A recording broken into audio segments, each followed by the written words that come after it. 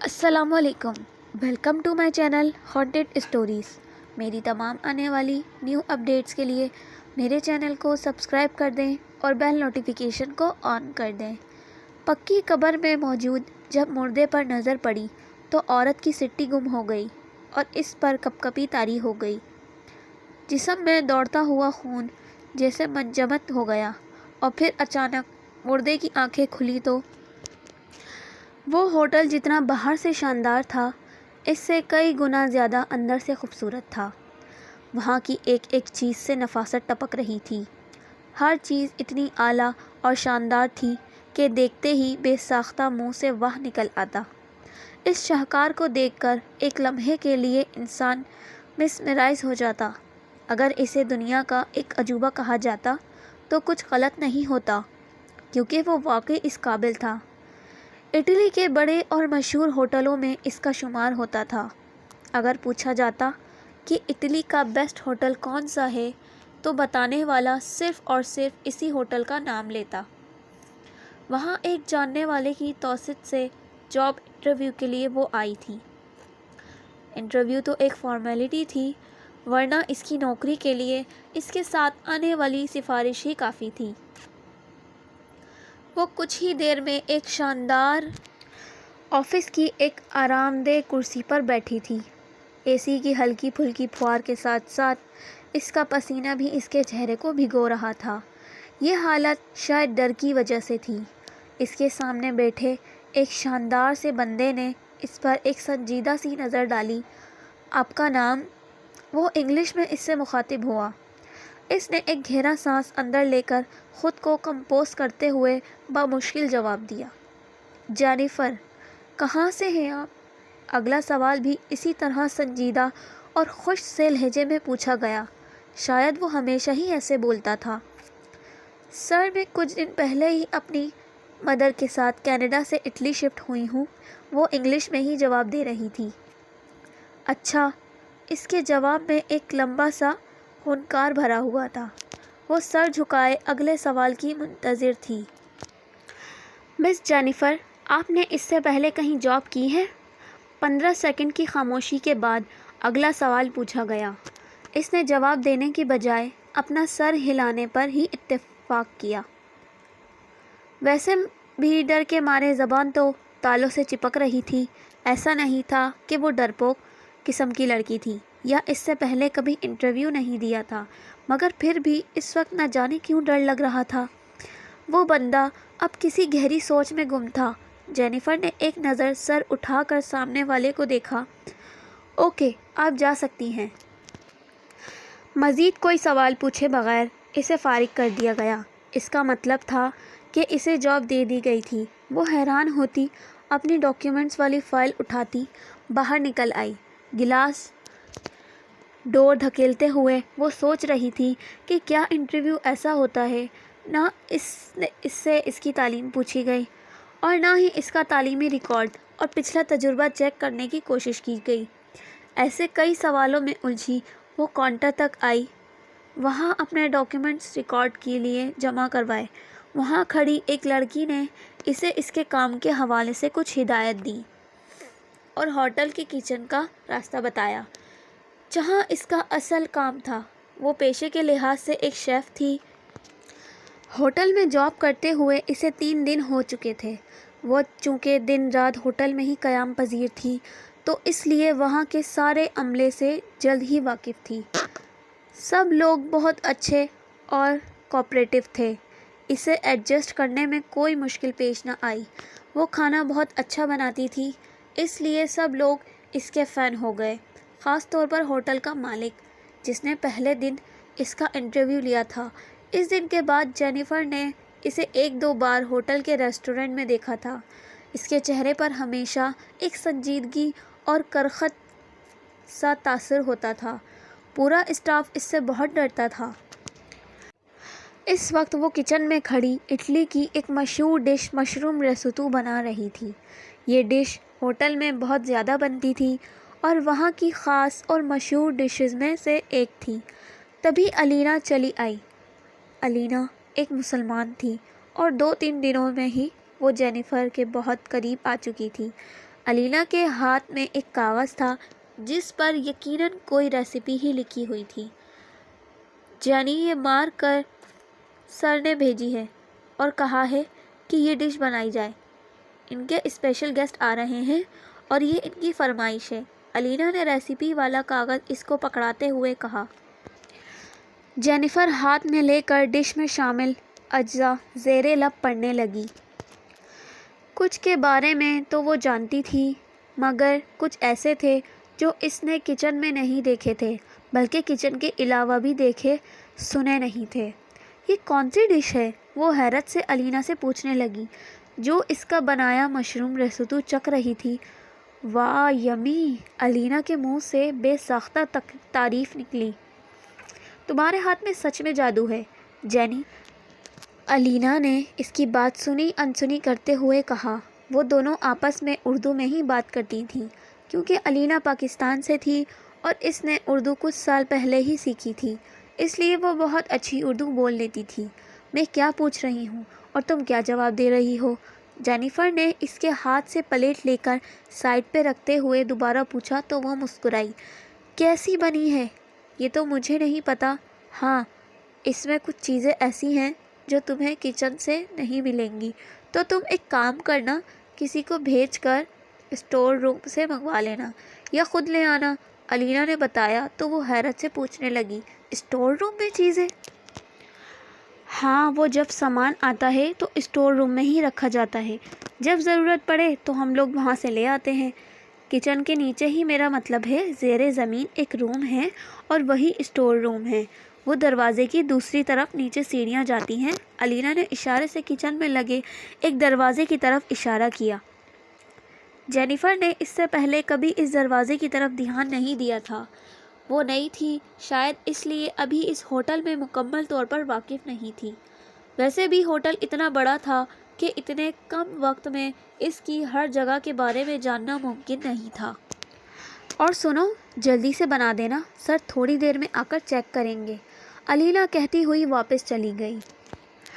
Kitchen میں اس وقت اس کے علاوہ 3-4 لوگ اور تھے جو اپنے کام میں مصروف تھے۔ جینیفر نے کسی کو کہنے کے بجائے خود جا کر سامان لانا مناسب سمجھا۔ ایک تو کچن بہت بڑا تھا، دوسرا سب لوگ مصروف تھے، اس لیے کسی نے بھی اس کو دروازہ کھول کر اندر جاتے نہیں دیکھا تھا۔ وہ دروازہ کھول کر اندر داخل ہوئی۔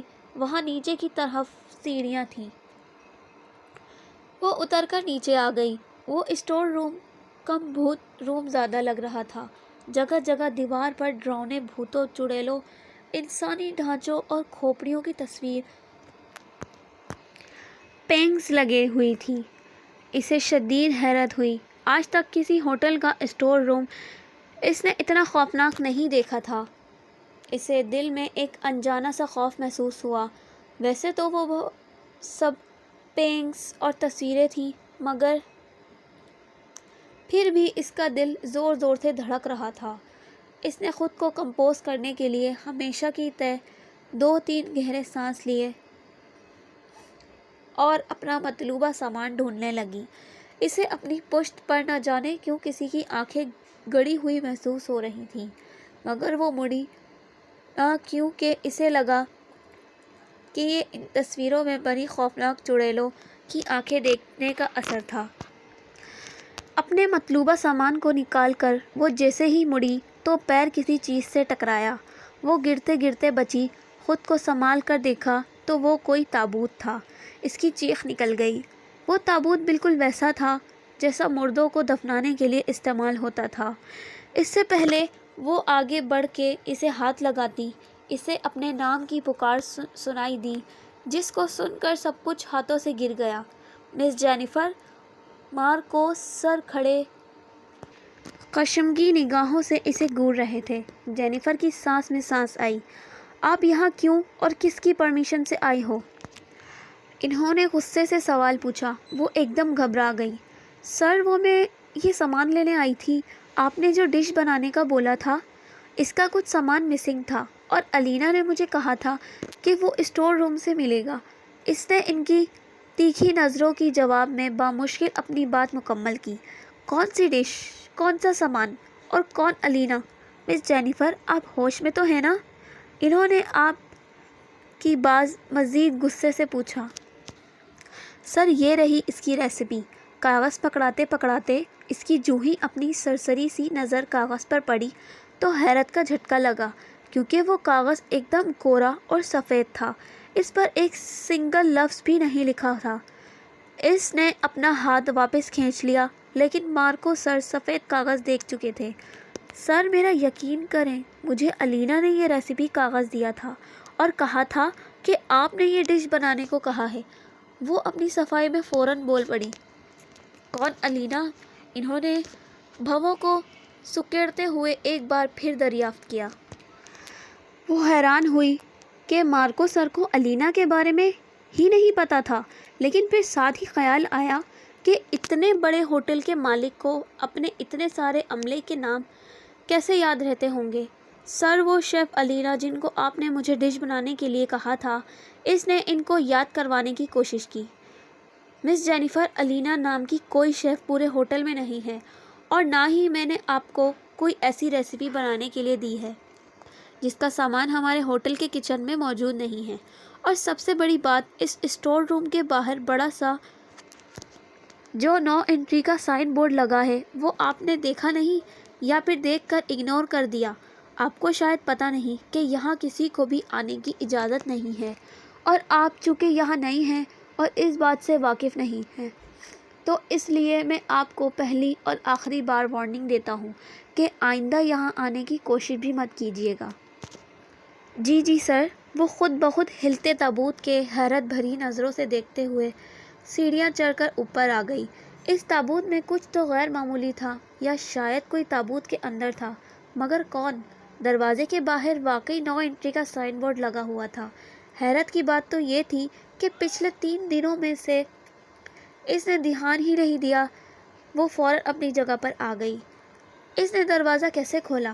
دروازے کو لاک کرتے ہوئے وہ بڑبڑائی، آج کچھ بہت غلط ہوتے ہوتے بچ گیا تھا۔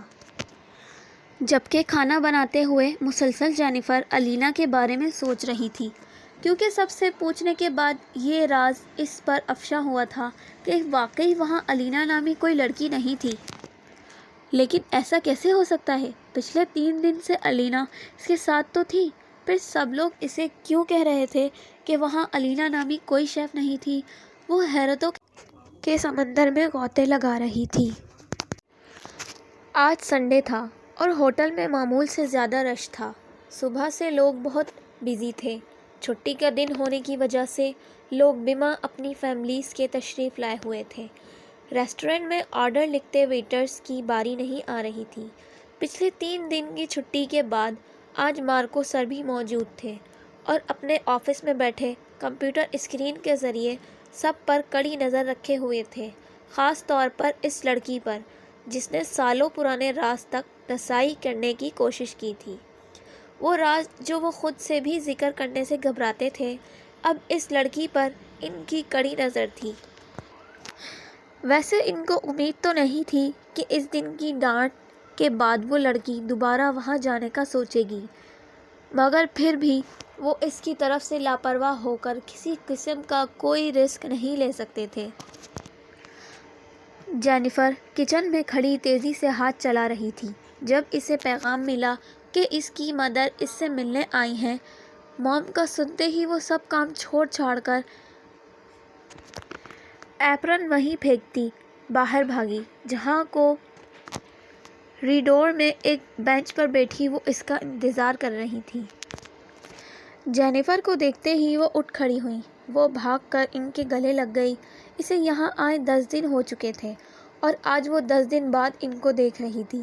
کیسی ہو آپ؟ آپ کو پتہ میں نے آپ کو کتنا زیادہ مس کیا؟ وہ ان کا گال چومتے ہوئے بولی۔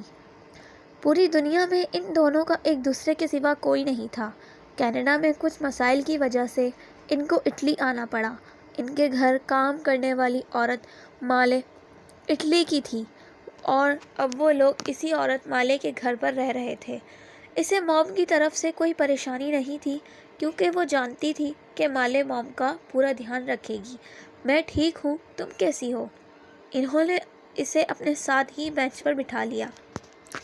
میں بھی بالکل ٹھیک ہوں، بس آپ کی یاد آتی ہے، وہ ان کا ہاتھ تھام کر بولی، جو جواباً وہ مسکرا دیں۔ کام کیسا چل رہا ہے؟ کچھ دیر بعد انہوں نے سوال پوچھا۔ سب بہت اچھا چل رہا ہے مام، سب لوگ بہت اچھے ہیں، میں بہت خوش ہوں یہاں پر، بس آپ کو مس کرتی ہوں۔ وہ ان کے کاندھے سے سر نکالتے ہوئے بولی۔ جینی، ہوٹل کا مالک کیسا ہے؟ کچھ دیر کی خاموشی کے بعد اگلا سوال آیا۔ بہت کھڑوس ہے مام، ہر وقت غصے میں رہتا ہے، اور چہرے کے تاثرات سے تو ایسا لگتا ہے جیسے پتہ نہیں کون سے رازوں پر پردہ ڈالنے کے لیے اتنا غصہ کرتا ہے تاکہ کوئی سوال نہ پوچھ لے۔ ویسے کسی کی ہمت ہوتی بھی نہیں ہے کچھ پوچھنے کی۔ وہ سرسری انداز میں ان کو بتانے لگی۔ تو پھر جینی، تم ان رازوں سے پردہ اٹھانے کی کوشش کی یا نہیں؟ ایک طویل وقفے کے بعد اگلا سوال پوچھا گیا، لہجے میں بات کرتے ہوئے کچھ تو غیر معمولی تھا۔ جینیفر نے اب بھی دھیان نہ دیا اور لاپرواہی سے بولی، ارے مام، میں تو ایسے ہی کہہ رہی ہوں، بھلا وہ کون سے راز چھپائیں گے؟ اتنے بڑے ہوٹل کے مالک کے کہاں کوئی راز ہوں گے، اور ان کے پاس وقت ہی کہاں ہوتا ہے کچھ اور کرنے کا۔ جتنے بڑے لوگ اتنے بڑے راز، ایسے لوگ ہی سب سے زیادہ شک کے قابل ہوتے ہیں۔ انہوں نے جس انداز میں کہا تھا وہ جینیفر کو ٹکٹکانے کے لیے کافی تھا۔ لیکن ان کا ایسا کون سا راز ہے جو وہ چھپا رہے ہیں، وہ بھی اس ہوٹل میں؟ وہ ان کے کاندھے سے سر ہٹاتے ہوئے بولی، یہ اب تمہیں پتہ لگانا ہے۔ انہوں نے معنی خیز نظروں سے اسے دیکھتے ہوئے کہا۔ جینیفر سوچ میں پڑ گئی، اس کا دھیان سامنے تھا۔ تبھی اس نے ان کی طرف دیکھتے ہوئے کچھ کہنے کے لیے لب وا کیے، مگر حیرت کا جھٹکا لگا کیونکہ بینچ پر اور کوئی نہیں تھا، وہ اکیلی ہی وہاں بیٹھی تھی۔ اس کے ساتھ بیٹھی اس کی موم 10 سیکنڈ میں ہی نہ جانے کہاں غائب ہو چکی تھی۔ تبھی اس کا ماتھا ٹھنکا۔ اس نے موم کو تو بتایا ہی نہیں تھا کہ وہ کس ہوٹل میں کام کرتی ہے، اور نہ ہی ان کے پاس ایڈریس تھا کہ وہ کس انجان جگہ اس سے بنا ایڈریس کے ملنے چلی آتی، اور وہ بار بار کسی راز کی بات کر رہی تھی۔ ایک بات تو طے تھی، وہ اس کی موم نہیں تھی، اور آخر کون سا راز چھپا تھا اس ہوٹل میں؟ پہلے الینا نامی لڑکی کا ملنا، اور اب یہ والا واقعہ۔ وہ صحیح معنوں میں الجھ گئی تھی۔ کچھ تو تھا جو پوشیدہ تھا، اور کوئی تو تھا جو اسے اکسا رہا تھا کہ وہ اس پوشیدہ کو سامنے لے کر آئے۔ رات کا تیسرا پہر شروع ہو چکا تھا۔ ہوٹل میں رات کی گہما گہمی اب کم ہوتی جا رہی تھی۔ سب لوگ ایک ایک کر کے سونے جا چکے تھے۔ وہ ابھی تک کچن میں ہی موجود تھی۔ پچھلے 3 دن سے وہ انتہائی پریشان تھی۔ اس کے ساتھ ہونے والے 2 واقعات نے اسے بہت ڈسٹرب کر رکھا تھا۔ اسے یقین واثق ہو چلا تھا کہ ہوٹل میں کچھ نہ کچھ گڑبڑ ضرور ہے، اسی لیے تو یہ سب ہو رہا ہے۔ اس کا پہلا اور آخری شک اسٹور روم کا وہ تابوت تھا۔ اسے اپنی تسلی کے لیے ایک بار وہ تابوت چیک کرنا تھا۔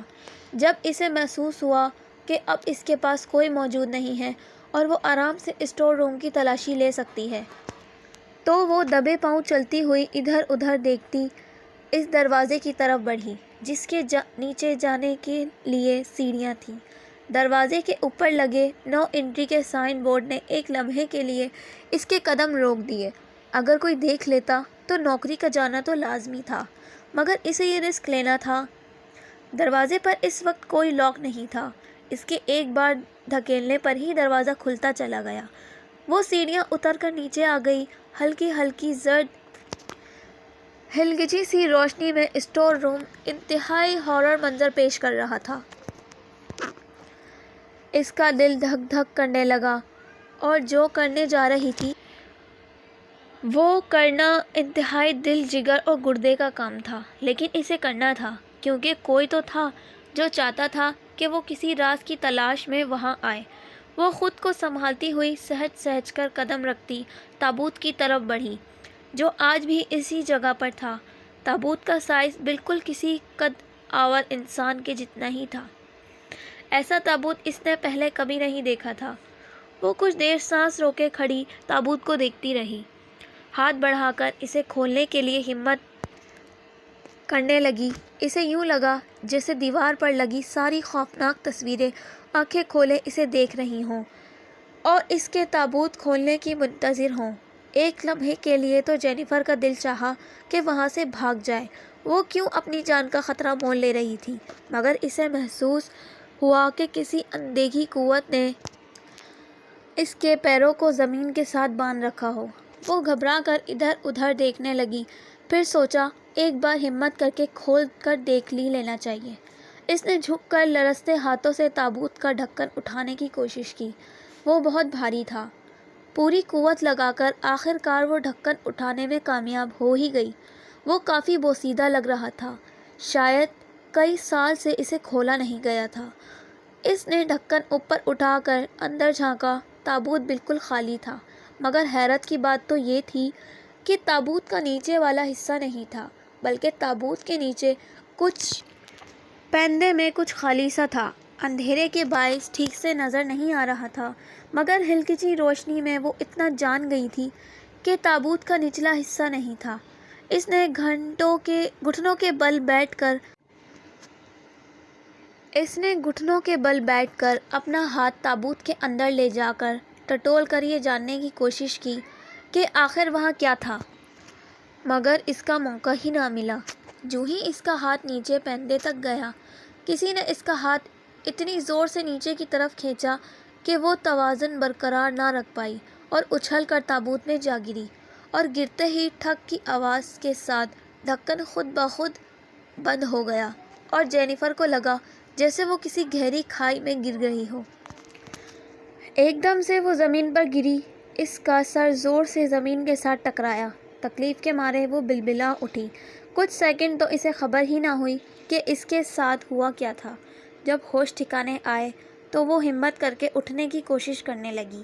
اندھیرے میں ہاتھ پاؤں مارتے ہوئے اس کا ہاتھ کسی انسانی ہاتھ سے ٹکرایا۔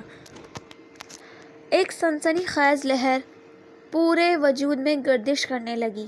اس کا اوپر کا سانس اوپر اور نیچے کا نیچے رہ گیا۔ وہاں گپ اندھیرا تھا اور وہ دیکھ نہیں پائی تھی کہ اس کے علاوہ وہ دوسرا انسانی وجود کس کا تھا۔ تبھی اسے یاد آیا کہ اس کے یونیفارم کی پاکٹ میں اس کا سیل فون تھا۔ اس نے ہاتھ بڑھا کر سیل فون نکالا اور ٹارچ آن کی تو ہر طرف روشنی چھا گئی، مگر وہاں کا منظر دیکھتے ہی اس کی چیخیں نکل گئیں۔ وہ ایک قبر تھی اور اس قبر میں ایک مردہ پڑا ہوا تھا۔ اس کے ہاتھ میں فون لرزنے لگا۔ وہ گھٹنوں کے بل بیٹھی دھک دھک کرتے دل کے ساتھ اپنے سامنے لیٹے مردے کو دیکھ رہی تھی۔ چونکہ مردہ کا چہرہ کفن کے اندر تھا، اس لیے وہ یہ نہیں جان پائی تھی کہ وہ مردہ وجود کسی عورت کا تھا یا مرد کا۔ اس نے ہاتھ بڑھا کر کفن کے کپڑے کو چہرے سے ہٹانے کی کوشش کی تو دل کی دھڑکن تھم گئی، کیونکہ وہ وجود نہ تو کسی عورت کا تھا اور نہ ہی کسی مرد کا تھا، بلکہ وہ ایک خوفناک چہرے والی چڑیل تھی، اور جس جگہ وہ موجود تھی وہ ایک چڑیل کی قبر تھی۔ جینیفر نے اپنی پوری زندگی میں اتنا خوفناک منظر نہیں دیکھا تھا۔ ڈر اور دہشت کے مارے اس کی آواز حلق میں ہی دب گئی اور اس کی زبان تالو سے چپک گئی۔ وہ ایک ٹک اس چڑیل کا چہرہ دیکھ رہی تھی۔ اچانک اس چڑیل نے آنکھیں کھول کر اس کو دیکھا۔ جینیفر کی آنکھیں مارے دہشت کے پھٹنے کے قریب ہو گئیں۔ سیل فون اس کے ہاتھ سے نیچے گر پڑا۔ وہ تھر تھر کانپ رہی تھی۔ کون ہو تم؟ اس نے ڈرتے ہوئے پوچھا۔ وہ چڑیل قہقہے لگاتی ہوئی اٹھ کر بیٹھ گئی۔ جینیفر پیچھے ہوتے ہوئے دیوار کے ساتھ چپک گئی۔ اسے اپنی موت بہت قریب نظر آ رہی تھی۔ میں الینا ہوں، تمہاری دوست، یاد نہیں؟ کیا یہ بھول گئیں؟ اس نے سفید کفن کے اندر سے اپنے ہاتھ باہر نکالتے ہوئے کہا۔ جینیفر نے دیکھا اس کے ہاتھ پر کھال نہیں تھی۔ لمبے ہاتھ بالکل کسی ڈھانچے کے ہاتھوں کی طرح تھے، جس کی طرف ہڈیاں ہی ہڈیاں تھیں، اور ہاتھوں کے ناخن بھی بہت لمبے لمبے تھے۔ جینیفر نے اپنے ہاتھوں سے زور سے اپنا گریبان تھام لیا۔ اس کے ذہن کے پردے پر الینا کی تصویر لہرانے لگی۔ تو کیا واقعی الینا انسان نہیں تھی؟ اسی لیے وہ کسی اور کو نظر نہیں آتی تھی۔ ڈرو مت، میں تمہیں کوئی نقصان نہیں پہنچاؤں گی، وہ اسے خوفزدہ دیکھ کر بولی، اور نہ جانے کیوں جینیفر کا ڈر کم ہونے لگا۔ کون ہو تم اور مجھے یہاں کیوں لے کر آئی ہو؟ تم مجھ سے کیا چاہتی ہو؟ اس نے ڈرتے ڈرتے پوچھا۔ وہ چڑیل بنا کچھ کہے سائڈ پر ہو گئی۔ جینیفر نے دیکھا وہاں ایک اور مردہ لیٹا ہوا تھا۔ اس کے کچھ پوچھنے سے پہلے ہی اس نے اس مردے کے چہرے سے کپڑا ہٹایا اور جینیفر یہ دیکھ کر خوفزدہ رہ گئی کیونکہ وہ الینا کی لاش تھی۔ جینیفر نے دیکھا وہ چڑیل رو رہی تھی اور ساتھ ساتھ الینا کے چہرے پر ہاتھ پھیر رہی تھی۔ جینیفر، میں چاہتی ہوں تم مجھے انصاف دلاؤ، میرے ساتھ بہت زیادتی ہوئی ہے۔ تبھی وہ روتے روتے بولی۔ جینیفر خاموش بیٹھی اس کو دیکھ رہی تھی۔ کیا ہوا تمہارے ساتھ؟ کچھ دیر کی خاموشی کے بعد اس سے پوچھا۔ اس چڑیل نے کپڑا واپس الینا کے منہ پر ڈال دیا اور اسے اپنی کہانی سنانے لگی۔ میری اور مارکو کی محبت کی شادی تھی۔ میں پاکستان سے اپنے بھائی اور بھابھی کے ساتھ شفٹ ہوئی تھی کیونکہ میرے بھائی کی یہاں جاب تھی، تو وہ شادی کے بعد مجھے اور بھابھی کو یہاں لے آئے اور پھر ایک دن رات کو ہم ڈنر کرنے ہوٹل آئے تو میری پہلی بار مارکو سے ملاقات ہوئی۔ پھر ہم اکثر ملنے لگے اور 6 ملاقاتوں کے بعد ہم نے اٹلی کے ایک چرچ میں شادی کر لی، اور شاید یہی میری سب سے بڑی غلطی تھی کہ میں نے ایک نان مسلم کے ساتھ اور وہ بھی چرچ میں شادی کر لی تھی۔ مگر یہ بات مجھے تب سمجھ میں نہیں آئی تھی کیونکہ میں مارکو کے پیار میں اتنی اندھی ہو چکی تھی کہ مجھے مذہب کا فرق دکھائی ہی نہ دیا۔ شادی کے کچھ وقت بعد مارکو کا پیار اچانک میرے لیے کم ہونا شروع ہو گیا۔ پہل تو مجھے اپنا وہم لگا، لیکن پھر کچھ ہی دن بعد مجھے پتہ چلا کہ وہ کسی اور عورت کے چکر میں پڑ چکا ہے۔ مارکو کی بے وفائی پر میرا بہت بری طرح دل ٹوٹا اور میں نے مارکو سے شکوہ کیا اور اسے دھمکی دی کہ اگر اس نے اس عورت کو نہ چھوڑا تو میں اپنے بھائی اور بھابھی کے پاس واپس چلی جاؤں گی۔ میں چونکہ ایک بہت اچھی شیف تھی اور میرے ہاتھ جتنا جادو پورے ہوٹل میں کسی اور کے ہاتھ میں نہیں تھا، تو مارکو نے مجھ سے وعدہ کیا کہ میں اسے چھوڑ کر نہ جاؤں، وہ اس عورت سے سارے تعلقات ختم کر دے گا۔ لیکن یہ میری اپنی سوچ تھی۔ وہ اصل بات کا پتہ مجھے بعد میں چلا کہ مارکو کی گرل فرینڈ کا ایک گردہ پوری طرح فیل ہو چکا ہے اور دوسرا تقریباً فیل ہونے کے قریب تھا، اور اسے زندہ رہنے کے لیے گردے کی ضرورت تھی۔ اس نے مجھ سے شادی اس لیے کی تھی تاکہ وہ میرے گردے لے سکے۔ یہ سب جان کر میں بہت دل برداشتہ ہوئی۔ مارکو اب بھی چھپ چھپ کر اس سے ملتا تھا اور یہ بات کچھ ہی دنوں میں دوبارہ میرے سامنے آ گئی۔ میں اس کی بے وفائی پر اب بالکل پاگل ہو چکی تھی۔ تبھی میں نے اپنا گھر بچانے کے لیے مگر میری یہ کوشش کامیاب نہ ہو سکی کیونکہ وہ دونوں پہلے ہی مجھے مارنے کا پلان بنا چکے تھے۔ اور پھر ایک رات مارکو اپنی گرل فرینڈ کے ساتھ مل کر مجھے زبردستی ہاسپٹل لے گیا اور وہاں آپریشن کے بعد میرے دونوں گردے نکال کر اس کی گرل فرینڈ کو دے دیے گئے اور مجھے زہر کا انجیکشن دے کر ہمیشہ کے لیے ابدی نیند سلا دیا۔ پھر اس نے مجھے ہمیشہ کے لیے اس اسٹور روم میں قبر کھدوا کر دفن کروا دیا، اور ایسا کرنے کے بعد اسے لگا کہ مجھ سے ہمیشہ کے لیے اس کی جان چھوٹ گئی، مگر ایسا نہیں ہوا کیونکہ مرنے کے بعد میری روح کو ایک پل بھی چین نہیں مل رہا تھا۔ اس کے بعد میں نے اس سے بدلہ لینے کی ٹھان لی اور یہ چڑیل کا روپ دھار لیا۔ سب سے پہلے میں نے اس کی گرل فرینڈ کو، جو اس کی بیوی بن چکی تھی، ختم کیا اور میرا گلا ٹارگٹ مارکو تھا، لیکن اپنی دوسری بیوی کی موت پر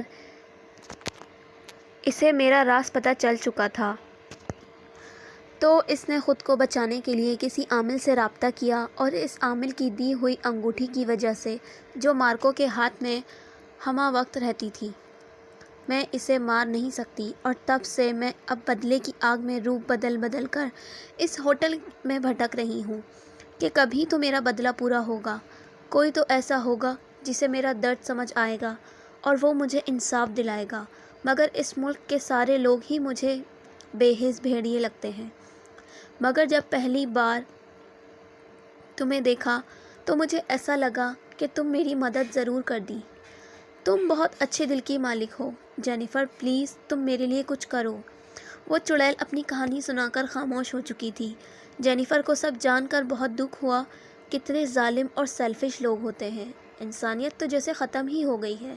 اپنے مطلب اور مقاصد کے لیے کسی بھی معصوم زندگی کو اپنے مطلب کی بھیٹ چڑھا لیتے ہیں اور کرنے کے بعد یہ سمجھتے ہیں کہ اس کو راز بنا کر دفن کرنے سے وہ کبھی ظاہر نہیں ہوگا، مگر وہ یہ بھول جاتے ہیں کہ کائنات کا نظام چلانے والی ایسی طاقت ہے جو پاتال کی گہرائیوں میں چھپے رازوں سے بھی اگر چاہے تو پردہ اٹھا سکتی ہے۔ قرآن پاک میں اللہ تعالیٰ نے فرمایا ہے، کیا یہ اتنی بات نہیں جانتے کہ اللہ جانتا ہے کہ جو کچھ وہ چھپاتے ہیں اور جو کچھ وہ ظاہر کرتے ہیں۔ جب مظلوم لوگ اس کی عدالت میں انصاف پانے کی غرض سے اپنا فیصلہ لے کر جاتے ہیں تو پھر دنیا کی کوئی دوسری طاقت اس ظالم کو اس کی پکڑ اور سزا سے نہیں بچا سکتی۔ پھر قدرت یا تو خود اس ظالم پر اپنا قہر برساتی ہے یا پھر کسی نیک اور مخلص انسان کے ذریعے یہ کام کرواتی ہے۔ میں تم سے وعدہ کرتی ہوں کہ میں اس حیوان نما انسان کو سزا ضرور دلواؤں گی اور تمہیں انصاف دلاؤں گی۔ جینیفر نے اسے یقین دلایا۔ اس چڑیل کی آنکھوں میں ایک چمک ابھر پڑی۔ جینیفر نے اگلے ہی دن وہ ساری انفارمیشن پولیس کو بتا دی۔ الینا کی لاش دیکھ کر سارے ثبوت سامنے آ گئے اور کچھ بھی ثابت کرنے کی ضرورت نہ پڑی۔ پولیس نے پہلی فرصت میں مارکو جیسے حیوان کو گرفتار کر لیا اور کچھ ہی دن کے اندر اندر اسے پھانسی بھی دے دی گئی۔ آج صحیح معنوں میں بے قصور الینا کو انصاف مل گیا تھا۔ قدرت نے اپنا کہا سچ کر دکھایا تھا۔ بے شک گناہ گار کو سزا ملتی ہے اور دنیا والوں کے لیے عبرت بنتی ہے۔ قدرت ظالم کی رسی ڈھیلی کر کے اسے چھوٹ ضرور دیتی ہے، مگر جب کھینچتی ہے تو سب حساب برابر ہو جاتے ہیں۔ ظلم کرنے والے کبھی بھی یہ نہ سوچیں کہ ان کے ظلم کا بدلہ نہیں دیا جائے گا۔ بے شک ان کو اپنے کیے کا پورا بدلہ دیا جائے گا۔ مارکو کی موت کے بعد الینا کی روح کو چین مل گیا تھا اور وہ واپس اپنے اصل منزل کی طرف لوٹ چکی تھی۔ پولیس والوں نے ایک مقامی قبرستان میں اس کی لاش کو دفن کر دیا تھا کہ اس کی روح کو ابدی سکون حاصل ہو۔ مارکو کی موت کے بعد ہوٹل کو نیلام کر دیا گیا کیونکہ مارکو کے علاوہ اور کوئی بھی اس پراپرٹی کا مالک نہیں تھا۔ جینیفر کو یہ ملک پسند نہیں آیا تھا۔ اس نے اپنی مدر کے ساتھ واپس اپنے ملک جانے کا فیصلہ کر لیا۔